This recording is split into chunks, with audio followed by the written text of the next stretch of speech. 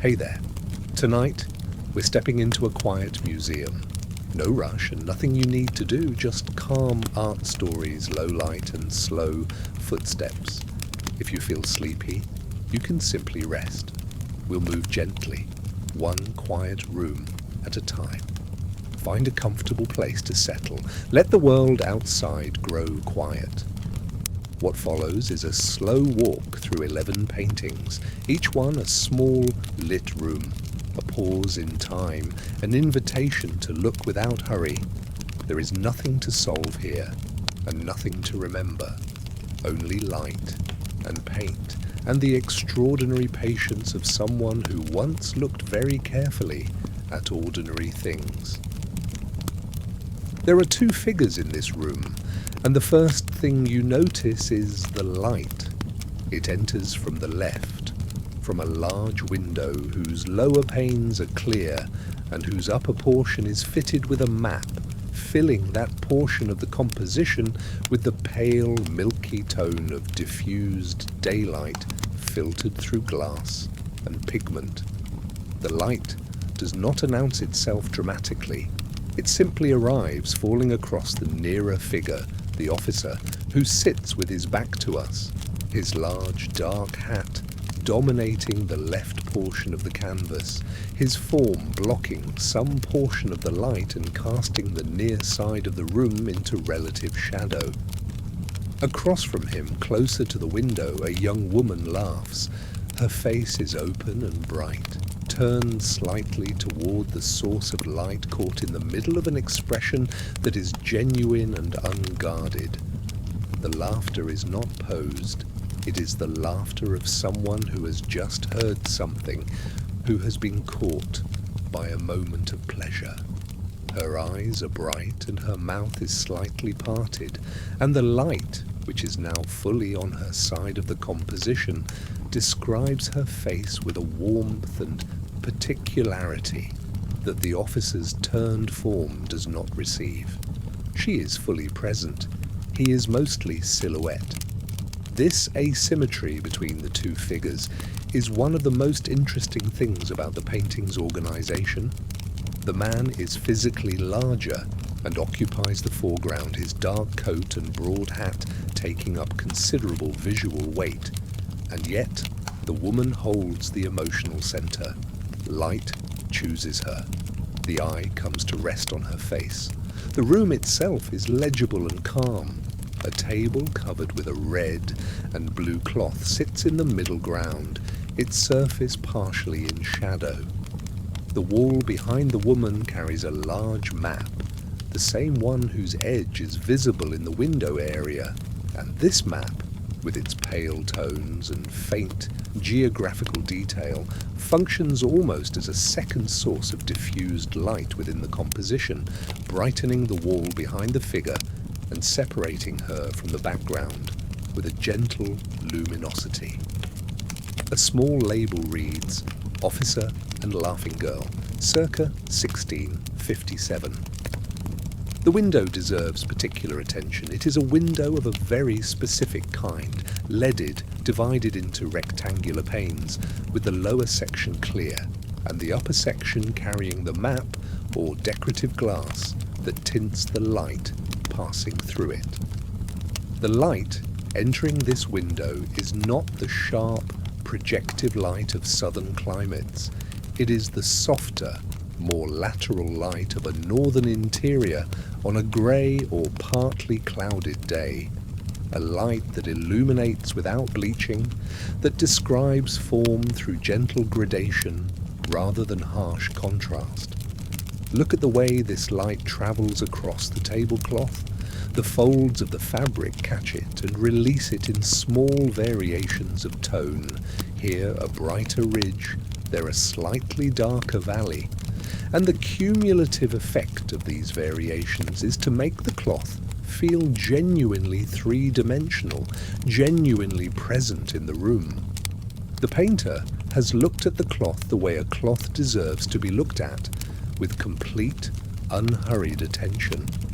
Between the figures, the space is charged, but not tense. Something is being said, or has just been said. The The woman's laughter is a response. The officer's posture suggests engagement, presence, attention to her, and we are outside this exchange, observing it from across the room, allowed to see without being seen. The painting offers us this position quietly and without apology. Let your eyes move from the dark form of the officer toward the laughing face of the woman. Let the light on her face be the warmest thing in the room. Let the map on the wall be a quiet presence in the background, holding its pale geography like a second sky. There is no urgency here. Two people are in a room and the light is falling, and one of them is laughing. Here we find ourselves in another room, and again a window gives its quiet northern light, and again a cloth covers a table, and again two figures are engaged in something small and domestic and weighted with implication. A young woman stands at the center of the composition, her body turned slightly, holding a glass of wine. A man sits nearby. His exact posture and relationship to the woman suggest attendance, offering the posture of someone who is paying close attention to another person. The mood between them is intimate and slightly ambiguous. Something is being offered. Whether it is simply wine or something more complicated is a question the painting holds without answering. The woman's face is partially obscured, turned or inclined in a way that withholds full legibility, and this withholding is characteristic of a certain kind of restraint that belongs to paintings of this period and sensibility. We can see the gesture, the position of the hand, the glass itself catching light along its rim. We can see the dress, which is rich in colour and texture, its fabric suggesting quality and care. But the emotional interior remains private. The glass itself is the optical centre of the painting. It is held at the level where light catches it best, the clear bowl catching the window light and transmitting it, becoming briefly luminous, a small node of brightness in the middle of the composition. The painter has understood that glass is not a single colour, but a complex interaction between the substance it contains, the light passing through it, and the reflections of the room gathered in its curved surface.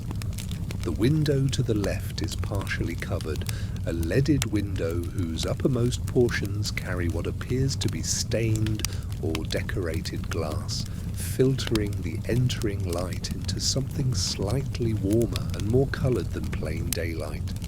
Below this, the clear panes admit the cooler, more neutral light that falls across the figures and the tablecloth.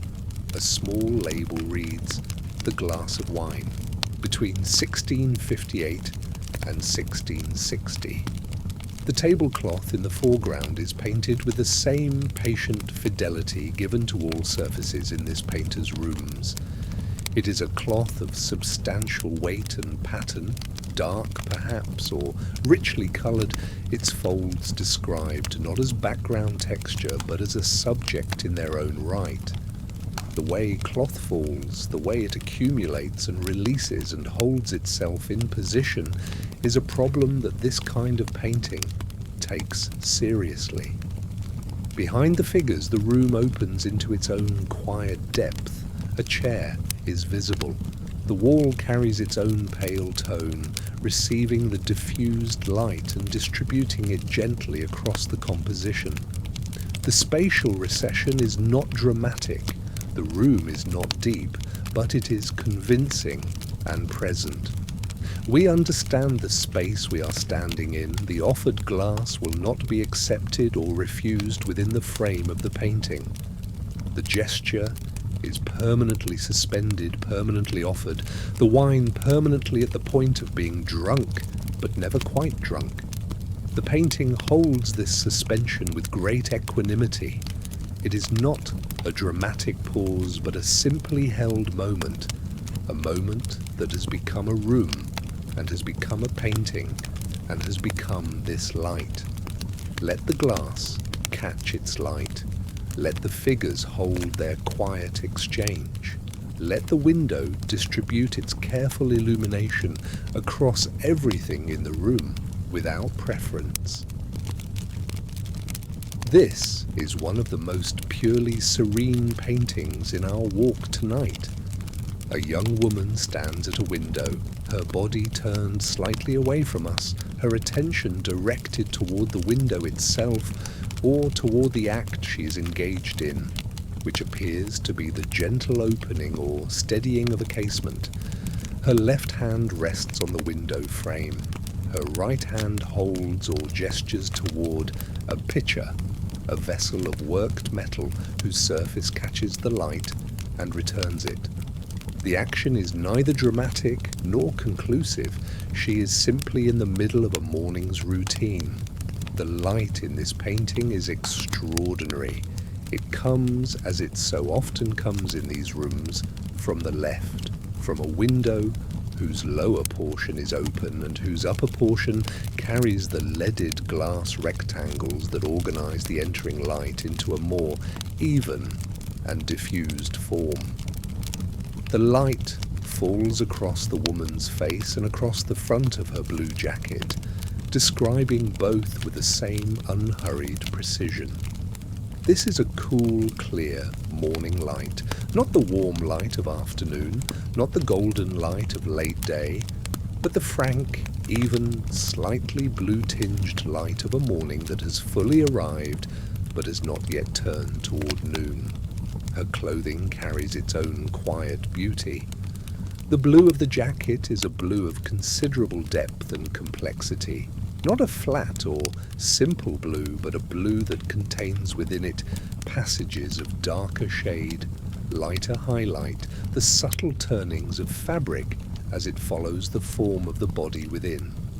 The white of her collar and cuffs provides a lighter note, framing the face and hands with a clarity that the eye naturally seeks. A small label reads, "Young woman with a water pitcher, circa 1662.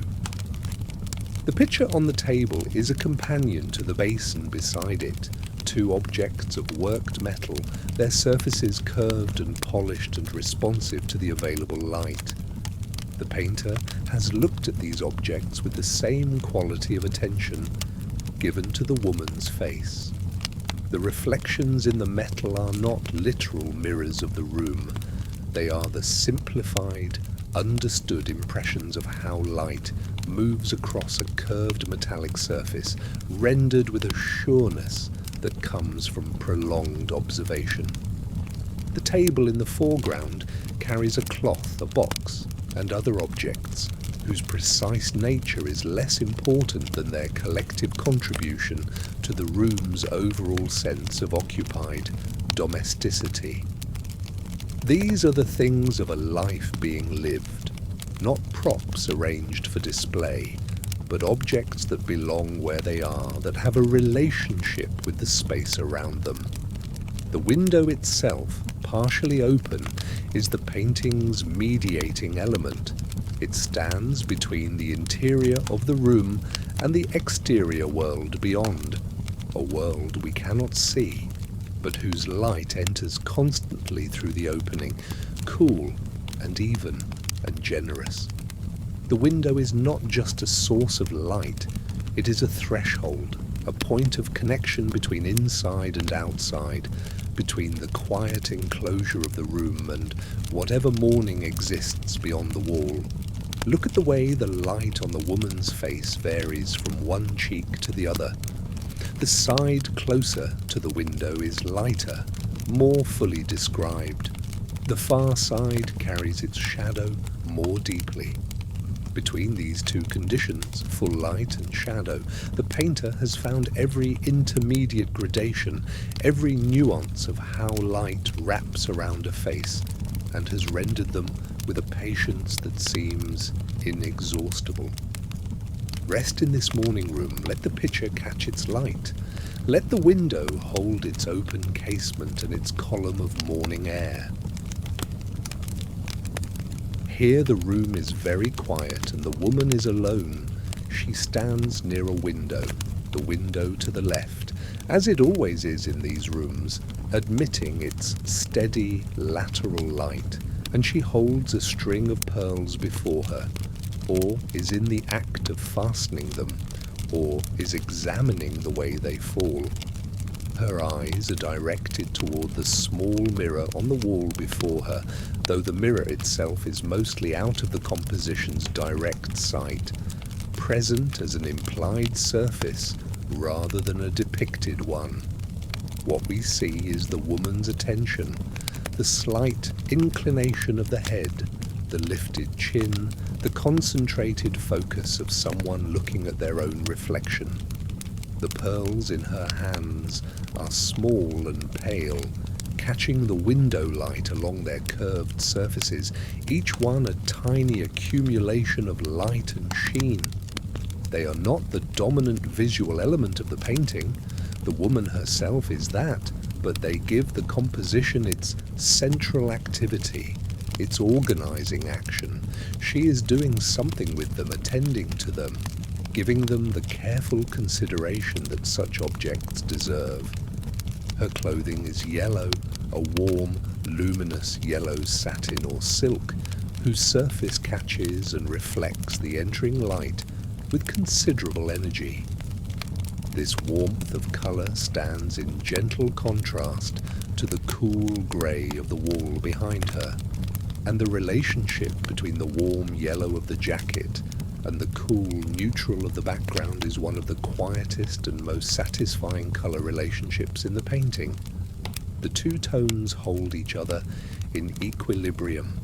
A small label reads, "Woman with a pearl necklace," between 1662 and 1664.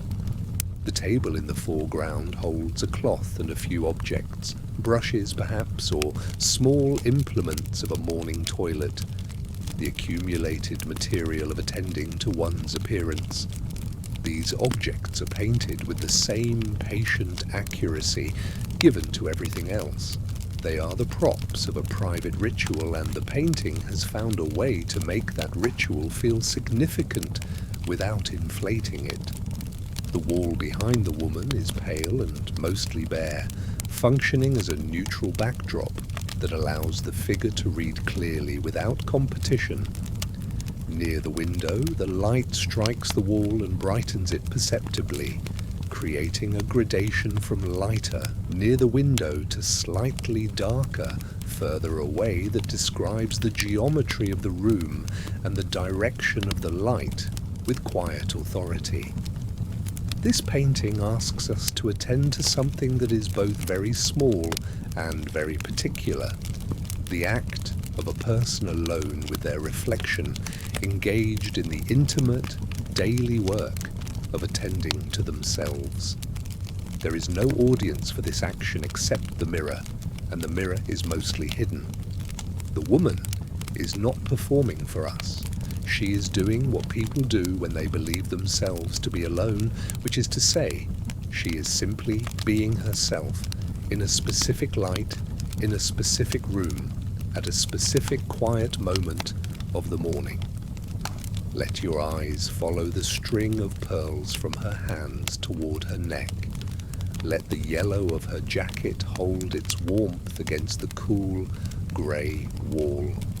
Let the window continue its work of providing light that is clear and even and without preference.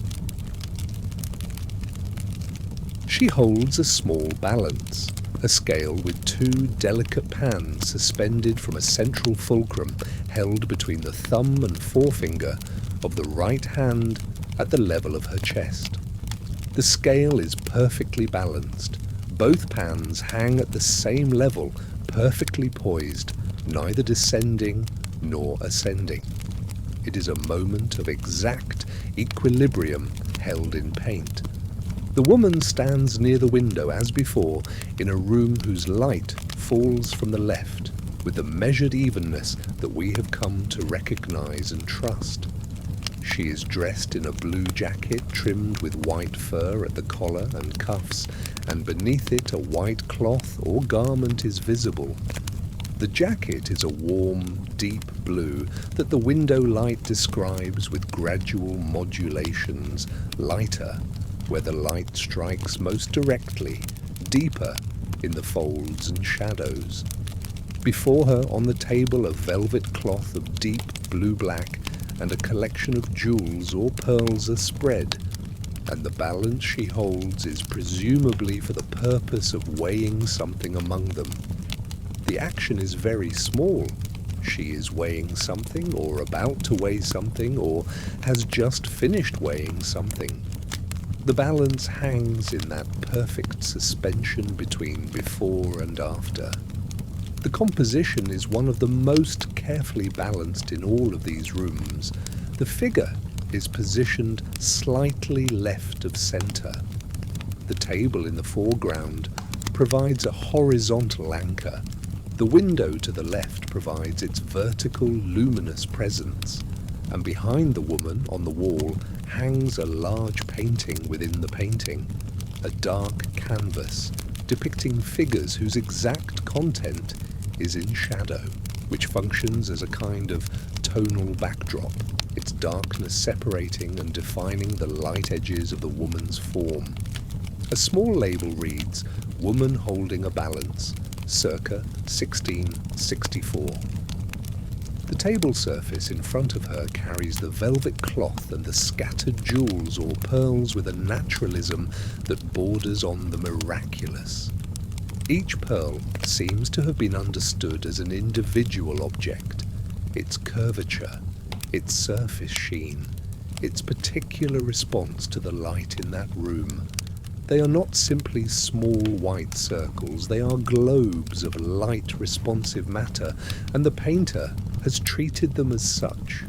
Looking at the woman's face, it is calm, not blank, but genuinely calm in the way of someone who is concentrating on a delicate task, the kind of concentration that quiets everything else, that makes a person both very present and very still. The expression has no drama in it. It is the expression of sustained, careful attention. The balance in her hand will not tip. It has been caught at the one moment when its two sides are exactly equal, and this equality has been held in paint for as long as the painting exists. It is a permanent suspension, a moment of equilibrium extracted from the flow of moments in which things are weighed and decided and resolved. The painting offers this suspended moment to us without commentary. Let the scale hang in its perfect balance. Let the pearls on the table hold their small light. Let the dark painting on the wall be a reminder that behind every lit surface there is something darker, something held in quiet reserve. A woman sits at a table writing, or she was writing a moment ago. She's paused now, or has just looked up, her pen, perhaps, still in her hand, her attention lifted momentarily from the page to something outside the frame of the painting, something we cannot see. Her expression has the quality of someone who has been surprised by a thought, or who is gathering the words for the next sentence, or who has simply paused to consider. The table before her holds the materials of writing, paper, an inkwell perhaps, the small objects that accompany the act of composing a letter. Her clothing is yellow, the warm, rich yellow that recurs in these rooms, a yellow that catches light with particular enthusiasm, and the fur collar of her jacket frames her face and neck with a lighter, softer tone. The jewellery at her ear is small and bright. The room is lit with the familiar window light, diffused and even, falling from the left across the scene with its characteristic patience. The wall behind the figure is dark, a deep, warm shadow against which the lighter tones of the woman and the tablecloth register with particular clarity. This darkness is not oppressive but grounding, a tonal backdrop that gives the figure her visual weight within the composition. A small label reads, "A lady writing, circa 1665. There is something moving about a painting of someone in the act of writing. Writing is, like reading, a fundamentally internal act. The body is present. The hand may or may not be moving, but the essential activity is happening somewhere invisible, in the space between language and thought. The painter can show us the posture of composition, the slight inclination of the figure, the relationship of the hand to the paper, but the content of the letter, its recipient, its subject, its emotional weight remain entirely private. And the woman has paused, which means we are in the interlude between one sentence and the next, in the small space of gathering, in the moment before the pen moves again. The painting occupies this interlude with complete equanimity, as if there is nothing strange about a moment holding itself still for several centuries, waiting for the next word to arrive. The fur of the collar deserves particular attention. It is painted with a kind of diffused softness that distinguishes it from the harder-edged surfaces elsewhere in the composition. The paper, the inkwell, the table edge. The painter has understood that fur is not a surface that has a single coherent edge, that it extends into the light in thousands of small filaments, that its softness is a matter of transition and diffusion rather than definition. This softness reads as warmth, as comfort, as the material evidence of care for the wearer. Let your eyes rest on the pause in her writing. Let the darkness behind her be a quiet surround. Let the yellow of her jacket hold its warmth in the even light that fills the room. Here there is no room, or rather, the room has been eliminated, withdrawn, replaced by a dark and undifferentiated background against which a single face exists, close to the picture plane, turned over the shoulder, looking at us. This is different from everything that has come before in our walk tonight. There is no window, no table, no domestic interior, no spatial depth to enter. There is only the face, the turning, the gaze, the light, and the earring. The face is that of a young woman or girl, and it is turned in a movement that is caught between departure and arrival. She's not looking away from us. She has turned toward us, or has been caught in the act of turning, and the result is a gaze that is direct without being confrontational, open without being easily read. The eyes are large and clear and luminous. The mouth is slightly parted. The expression is one of those rare expressions that seem to contain several feelings simultaneously, none of them dominant, all of them present. The light falls from the upper left, as it has fallen throughout this evening's walk, but here without the mediation of a window's geometry.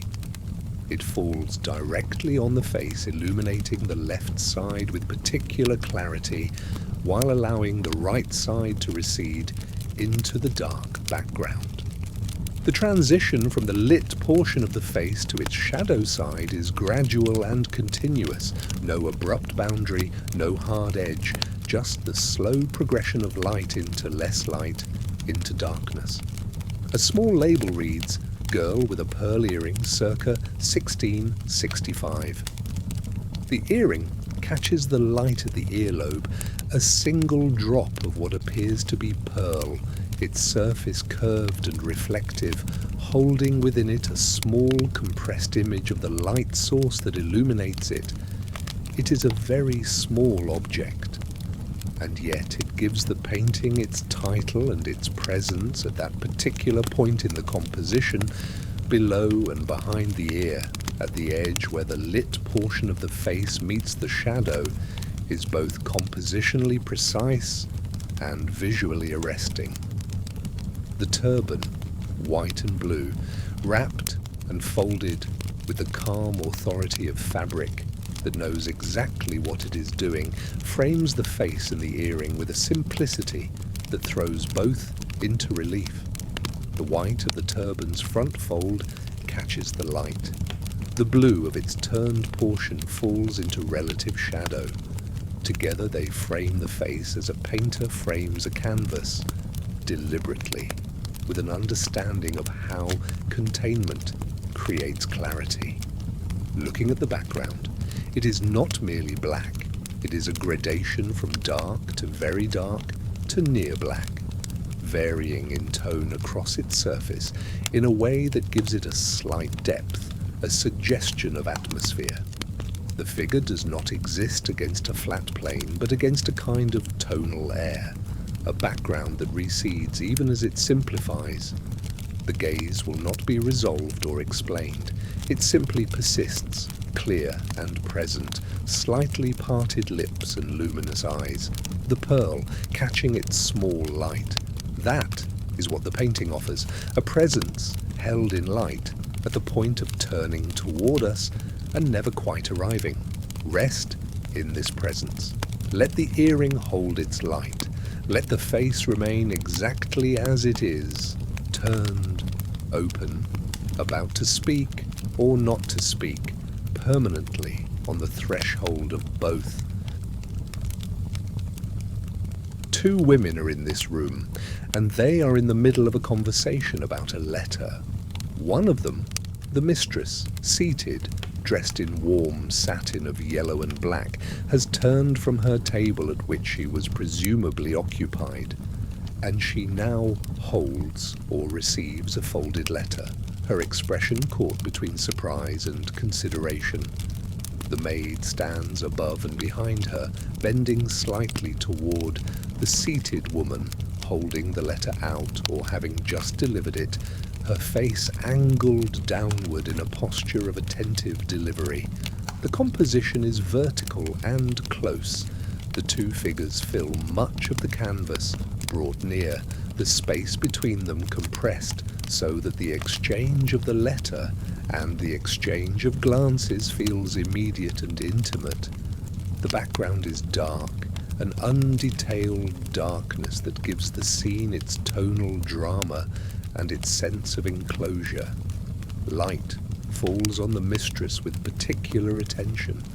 Her face is turned upward and to the left, and the light catches it along the cheek and the forehead, describing the softness of the skin with the same patient luminosity that this painter brings to all surfaces that matter.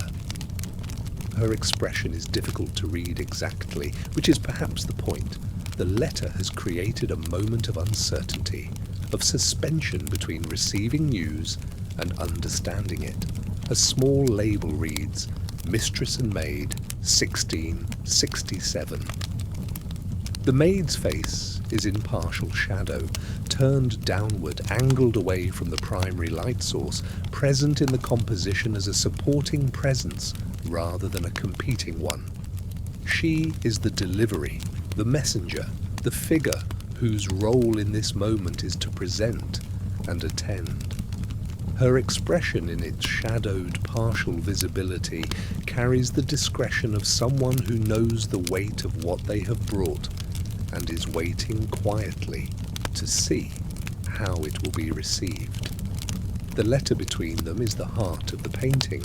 It is a folded sheet of paper, pale against the darker tones of clothing and background, held at the transitional point between the maid's delivery and the mistress's receipt. It is a thing of obvious importance. Letters in these rooms are never trivial, and its presence creates the emotional architecture of the scene. Two women, and a letter, and the moment of its arrival. The satin of the mistress's jacket catches and releases the light in long, broad passages of tone, lighter along the prominent curves of the fabric, darker in the valleys between folds, the transitions between light and dark, both gradual and convincing. Satin is a material that is defined by its relationship to light. Without light, it is merely cloth, but with it, it becomes a record of every surface variation, every fall and rise of the fabric beneath. Look at the space between the two women, the small gap where the letter passes between them, where the exchange is happening and has not yet concluded. Let the mistress hold her expression of suspended consideration.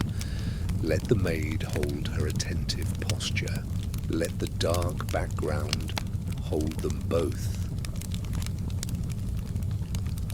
We are standing now in a doorway, or we are standing outside a doorway looking through it into a room, which is itself looking through another door into a further, brighter space, so that the painting offers us a sequence of thresholds, a corridor of framed spaces, one leading into the next, with the patient logic of a house whose rooms communicate with each other across distances of light and air.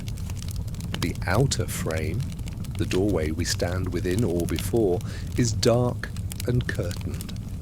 A heavy fabric hangs at its edge, and the floor tiles of the near space carry their pattern toward us. Through this frame we see the room, a woman seated near the far wall, a maid standing beside her, and between them, as the subject and occasion of this moment, a letter. The woman holds the letter, or she has just received it and is reading it, or has read enough of it to have an expression, a look of inquiry or concern, or something more particular that the distance of our viewing does not quite allow us to resolve.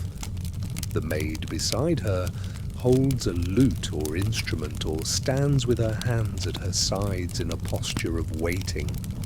The spatial arrangement between the two figures has the quiet formality of a scene being witnessed rather than one performing for a viewer.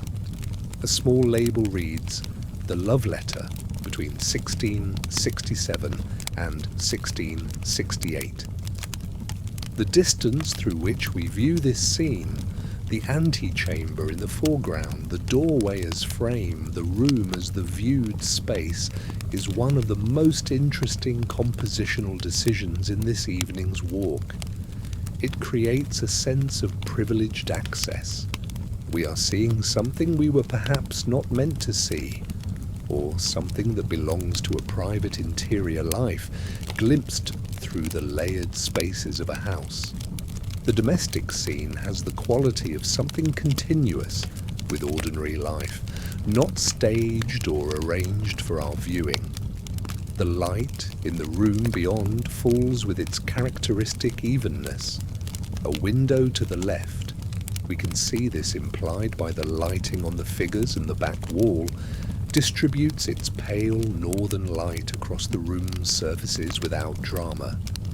The back wall is lighter near where the window would be and gradually darker further away, and this gradation describes the room's geometry quietly and exactly.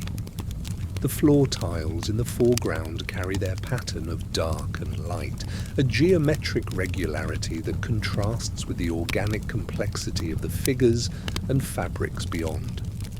These tiles recede toward the room's threshold, their pattern diminishing with distance, providing the spatial framework that makes the recession legible.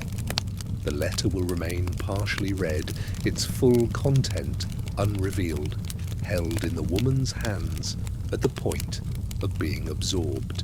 And we will remain at this threshold, outside the room, outside the moment, seeing across a space we cannot enter, for as long as we look at the painting. Let the doorway frame its view. Let the tiles recede. Let the woman hold her letter in the room beyond, in the light that falls from a window we cannot see. Here is a man, and he is thinking. He stands at a table covered with maps and instruments of measurement and knowledge, a compass perhaps, charts and rolled papers, the tools of someone who navigates or calculates or considers spatial relationships with professional seriousness. He leans forward slightly over the table, his right hand resting on or near the surface, his left hand raised or resting in a posture that suggests active thought, the body expressing the concentration of the mind. But his gaze is turned away from the table, directed toward the window to his left, or beyond it, toward something that exists outside the room, in the space that the window opens onto. The turn of the head, the particular quality of the gaze, suggests that the thinking happening in this moment is not the focused, downward thinking of someone working at a specific calculation, but the more expansive, upward and outward thinking of someone following a line of thought wherever it is going. The light, as always, comes from the left window, and it falls on this man with the same patient evenness it has given to every figure in these rooms. His face, turned toward the window, receives more light than the rest of the composition, and the forehead, the cheekbone, the bridge of the nose, while his clothing and the table around him are in a slightly deeper tone. A small label reads, "The Geographer, 1668. The maps on the table are painted with a specificity of detail that rewards close looking. They are not generic paper surfaces, but actual maps, their surfaces carrying the faint impression of geographical information, coastlines perhaps, the abstract lines of human knowledge about the physical world. The painter has understood the visual character of maps, the way they combine the regular and the irregular, the geometric grid and the organic coastline, the measured and the approximate. The globe on the cabinet behind the man is a presence of particular significance in the composition. It is dark, a terrestrial globe catching very little of the window light, its surface carrying the suggestion of continents and oceans in shades that are difficult to distinguish from across the room. It sits at the upper right of the composition, balanced against the window at the upper left, giving the painting a kind of horizontal organization between light and knowledge, between the entering day and the accumulated human understanding of the Earth's surface. His clothing, a loose robe or working garment perhaps, is painted in a warm amber ochre tone that catches the light along its front surface and falls into shadow at its sides and back. The fabric has the quality of something worn and familiar, chosen for comfort and ease rather than display. This is not a man dressed for presentation. He is in the middle of work. The thinking hand, raised slightly from the table, is the painting's most expressive detail. It carries in its position the energy of a mind in motion, not the finality of a decision made, but the openness of a thought being pursued. The rest of the composition is still. The hand, almost still, trembles at the edge of gesture. Let the geographer look toward his window. Let his hand rest in its thinking posture. Let the maps on the table hold their patient geography. All those coastlines measured and recorded and waiting. Here, at the end of our walk, is the smallest room and the most concentrated attention. A young woman sits at her work, bending slightly forward over a low surface, a cushion, perhaps, or the working frame of the lacemaker's craft, her attention directed completely and without distraction downward toward the object of her work. Both hands are engaged. They hold fine threads and guide them with the specific, practiced movements of someone doing something they have done many times before. Her concentration is absolute. She does not know we are here. The painting is small, not just small in the sense of intimate, though it is that, but actually small. A painting whose physical dimensions are modest and whose effect is nevertheless encompassing. Everything in it has been compressed, the room reduced to the barest suggestion, the light to its essential function, the figure to her task, and her posture, and her face inclined over the work. There is very little that is not the woman and the lace-making. The light falls from above and slightly to the left. The window light we have followed through every room of this evening, and it falls on the top of the woman's head and on the front of her yellow jacket and on the upper surface of her hands, with a warmth and directness that gives the scene its feeling of close attention, of being very near. The focus is physical as well as emotional. The painter has rendered the figure with particular sharpness where the eye naturally rests, the face, the hands, the threads themselves, and allowed everything peripheral to soften at the edges, as if the act of concentrating on something had caused the rest of the world to lose definition.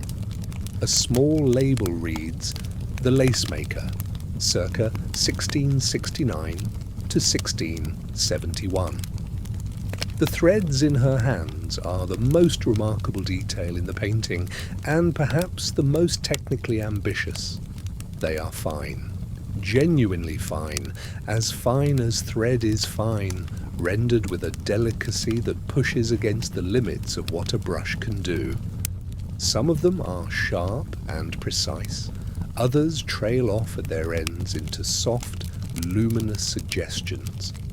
The painter has not tried to describe each thread with the same quality of definition, because that is not how thread appears to the eye that is looking at it in actual use. Some come forward into clarity, others recede into luminous impression. The painting treats this variation as a truth about vision, rather than a failure of description. Her clothing is yellow again, that warm, light, catching yellow that has appeared through so many of tonight's rooms. Here it is perhaps simpler, less elaborate, the yellow of a working garment rather than a formal one, but it catches the light with the same characteristic energy, and the warmth of it against the cooler, softer background tones gives the figure her visual warmth and presence. The woman's face, inclined over her work, is calm with the particular calm of deep concentration. Not the serene calm of someone at rest, but the active calm of someone whose full attention is directed somewhere very specific. Someone whose consciousness is gathered in the fine space between the thread and the next movement of the hands. This is what it looks like to be fully present in a task. This stillness, this inclined head, this absorption that excludes everything outside its own fine radius. We have come a long way tonight, through many rooms and many kinds of light and many figures absorbed in many small, significant activities. A woman laughing in the glow of a window, a glass of wine held toward the light, a scale in perfect balance, a face turning, a geographer looking outward from his maps toward whatever the window shows him. And now, at the end, a woman making lace, making the finest, most patient kind of order, from the most delicate materials, one thread and one movement at a time. All of these rooms were full of light. All of these figures were full of their own lives. All of these small moments were given the same quality of patient, reverent attention.